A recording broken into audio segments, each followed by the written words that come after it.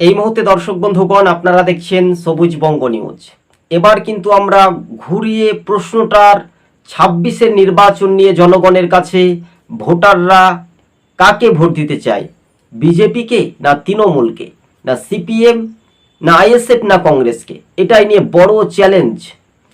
কোন দল কয়টি আসন পেতে পারে খুবই সংক্ষেপে আপনাদের সঙ্গে ধারণা দিচ্ছি। বিজেপি ও তৃণমূলের মধ্যে জোর টক্কর লড়াই হতে পারে। হিন্দু ভোটে বিজেপি ফ্যাক্টর হতে পারে, মুসলিম ভোট তৃণমূল টানতে পারে। এটা নিয়ে একটা রাজনৈতিক মহলে জোর চর্চা হতেই পারে। ১২৭টি আসন পেতে পারে বিজেপি সম্ভবত, ১২৬টি আসন পেতে পারে তৃণমূল কংগ্রেস সম্ভবত, ৩২টি আসন পেতে পারে কংগ্রেস সম্ভবত, আইএসএফ অথবা সিপিএম জোট মিলে তারা ৯টি আসন পেতে পারে সম্ভবত। কেননা এটাও যদি ঘুরিয়ে দাঁড়াতে পারে, আবার পাল্টানো একটা প্রয়োজনীয়তা জনগণের ওপর পুরোপুরি নির্ভরশীল করে।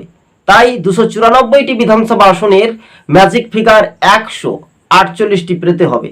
চতুর্থবারের জন্য কি তৃণমূল কংগ্রেস ক্ষমতায় ফিরবে? ভোটারদের উপর নির্ভরশীল করবে, চাকুরি প্রার্থীদের উপর নির্ভরশীল করবে।